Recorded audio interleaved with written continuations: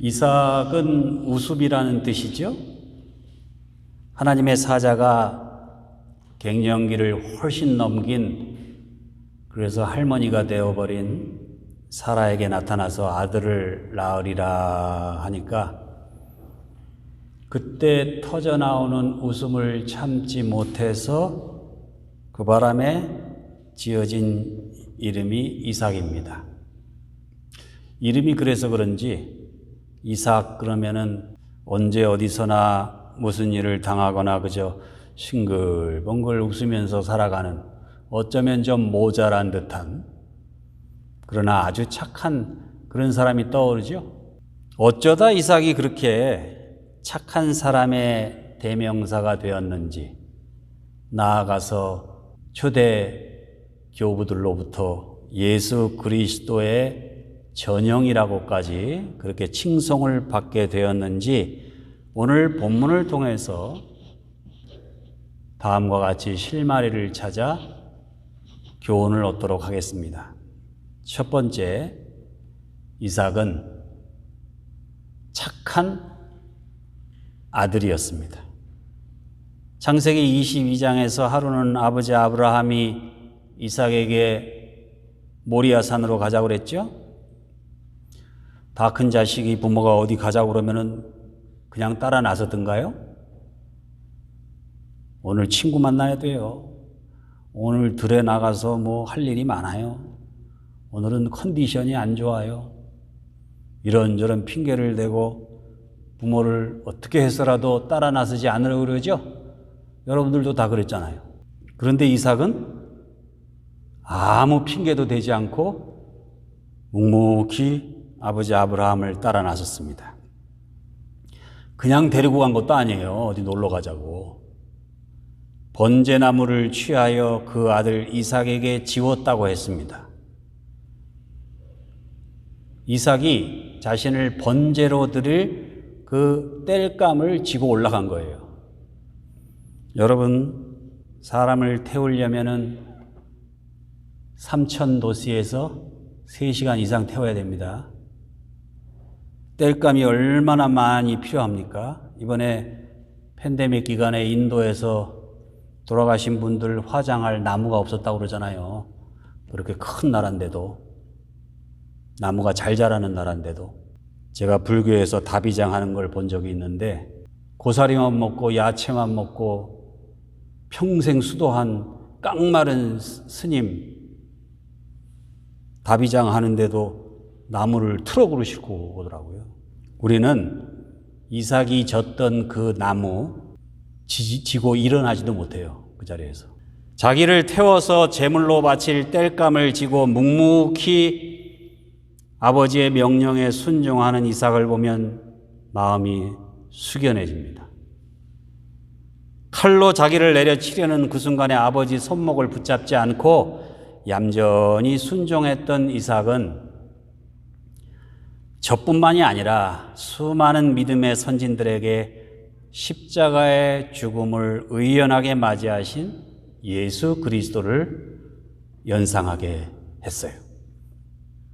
이삭은 아브라함이 100세에 얻은 아들입니다. 아브라함은 숯불 통하고 칼만 들고 산을 올라가기에도 노쇠한 몸이에요. 이삭은 사람을 화장할 만큼 많은 양의 땔감을 지고 갈 수 있었던 어엿한 장정. 그 절박한 순간에 아브라함아 아브라함아 그 아이에게 손대지 말라 하나님의 음성이 들릴 때까지 이삭은 아버지 왜 이래요? 미쳤어요? 저항하지 않고 끝까지 순종하지요. 부모가 하시는 일이라면 내가 이해할 수는 없어도 순종하겠다는 그 이삭의 순종과 온유는 많은 교부들에게 큰 감동을 주었습니다.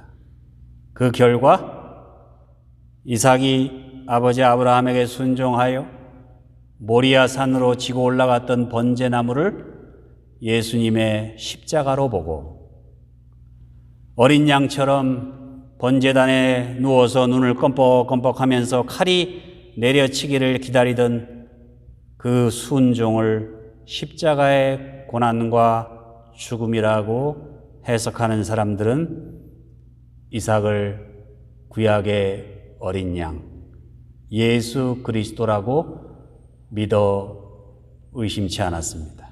인류 역사상 가장 위대했던 이 십자가 사건의 배후에는 바로 착한 아들의 아버지에 대한 순종이 있었다는 사실입니다.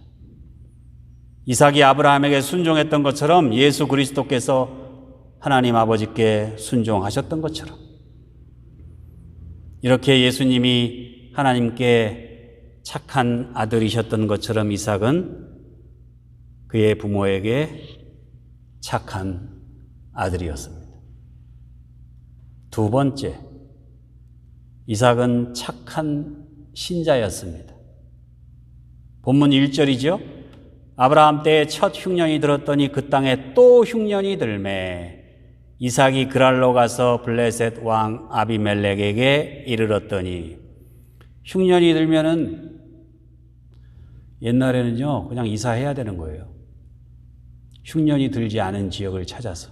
구한 말에 한반도에 가뭄이 드니까 조선 백성들이 만주와 연해주로 이주해야 했던 것처럼, 나오미와 루시 모압 땅에 흉년이 드니까 다시 베들레헴 땅으로 이주하게 되었던 것처럼, 이삭이 그랄로 간 것은 아마도 그 그랄을 통해서 더 남쪽 이집트로 가려고 했기 때문이었을 겁니다. 왜냐하면 그때나 지금이나 이집트에는 마르지 않는 강이 있었죠. 나일 강이 있습니다. 그 강 유역에는 비옥한 농토가 많아서 많은 농산물을 생산할 수 있었기 때문에.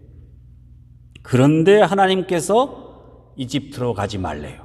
2절에 보니까 여호와께서 이삭에게 나타나 이르시되 애굽으로 내려가지 말고 내가 네게 지시하는 땅에 거주하라. 그리고 이삭은 두말 없이 그 하나님의 명령에 순종합니다.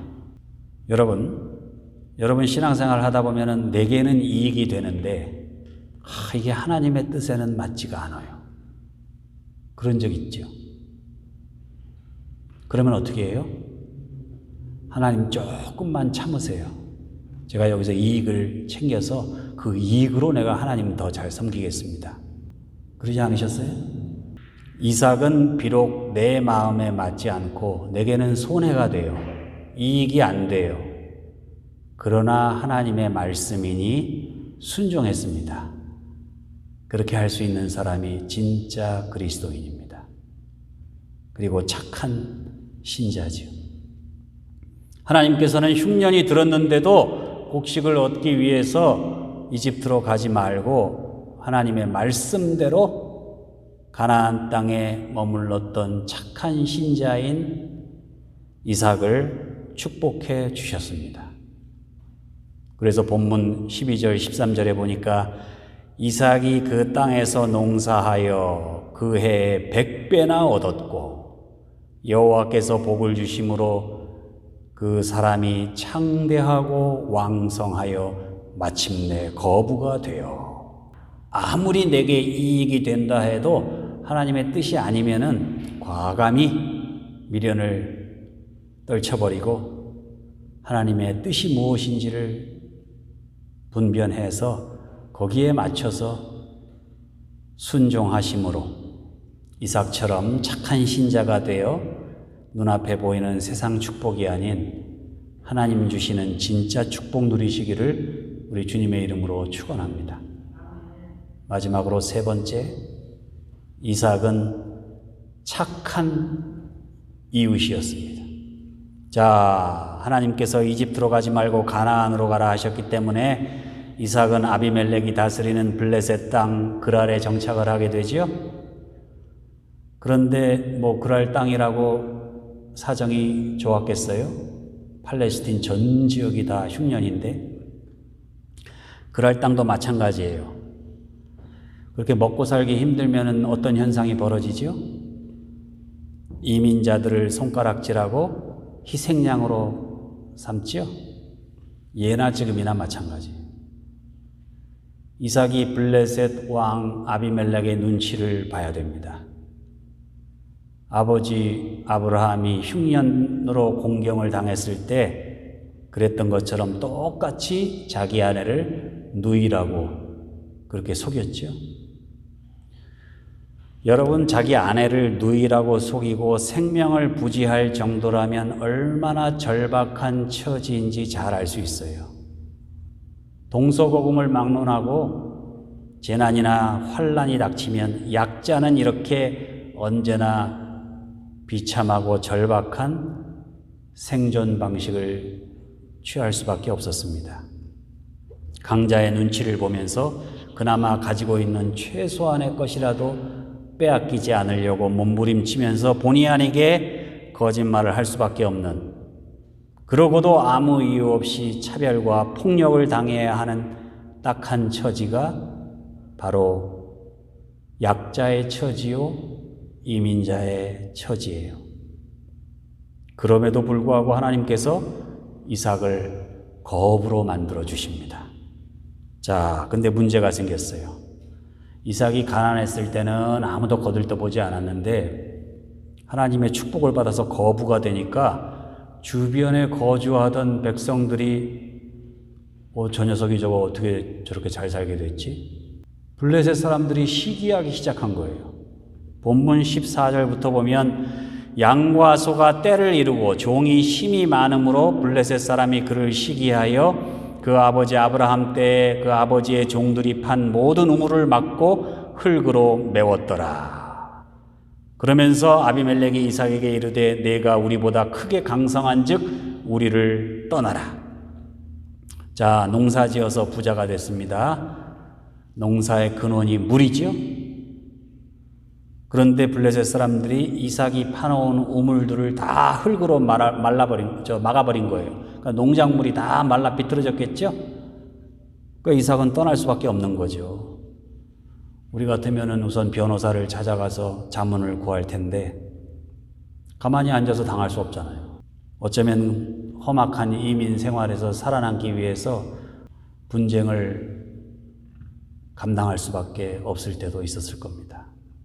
그런데 이삭은요, 말도 안 되는 그런 기득권자들의 부당한 차별과 핍박에 대해서 온유한 자세로 대응합니다. 마치 자신을 십자가에 못 박으려는 헤롯 당과 사두개인들, 바리새인들을 향해서 아무런 변명도 하지 않고 오히려 저들을 용서해 달라고 기도하셨던 예수 그리스도처럼. 본문 17절입니다. 이삭이 그곳을 떠나 그랄 골짜기에 장막을 치고 거기 거류하며 그 아버지 아브라함 때 팠던 우물들을 다시 팠으니 이삭의 종들이 골짜기를 파서 샘 근원을 얻었더니. 그랄 땅에 있는 농사짓기 비교적 좋은 땅을 다 그들한테 주어버리고 더 골짜기 깊숙한 곳에, 더 농사짓기 어려운 곳으로 들어간 거예요. 남들이 탐내지 않는 그런 곳으로 들어가서 거기 텐트를 치고 또 우물을 팝니다. 그런데 우물을 파니까 또 물이 콸콸콸 쏟아져 나와요. 하나님이 도와주신 거죠. 그런데 이번에는 그 골짜기에서 양치는 목자들이 또 와가지고 그 우물이 자기들 거라고 말도 안 되는 주장을 하는 거예요. 그러면 또 그 분쟁을 피해서 말없이 떠납니다. 그리고 다른 곳에 가서 또 우물을 파요. 본문 20절부터 보면 이삭이 그 다툼으로 말미암아 그 우물 이름을 에색이라 하였으며 또 다른 우물을 팠더니 그들이 또 다툼으로 그 이름을 신나라 하였으며 이삭이 거기서 옮겨 다른 우물을 팠더니 그들이 다투지 아니하였으므로 그 이름을 르호봇이라 하여 이르되 이제는 여호와께서 우리를 위하여 넓게 하셨으니 이 땅에서 우리가 번성하리로다. 여러분, 이렇게 이삭이 계속 쫓겨나고 자리를 옮겨서 판 우물이 창세기 26장에만 7번입니다. 성경에 나온 것만. 그러니까 안 나온 것까지 하면 더 많았겠죠. 우물 한 개를 거점으로 해서 촌락이 형성되고 부족이 형성되고 그 부족의 생존권이 그 우물에 달려 있어요. 그런데 이삭은 우물을 파면 또 나오고 파면 또 나오고. 그러니까 복권 7번 당첨되는 거하고 똑같은 거예요.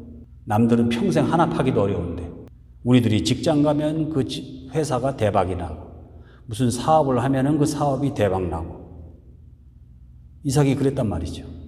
하나님께서는 자신의 욕망이나 이익을 따라서 움직이지 않고 하나님의 뜻대로 하려고 했던 그 이삭의 순종을 받아주신 겁니다.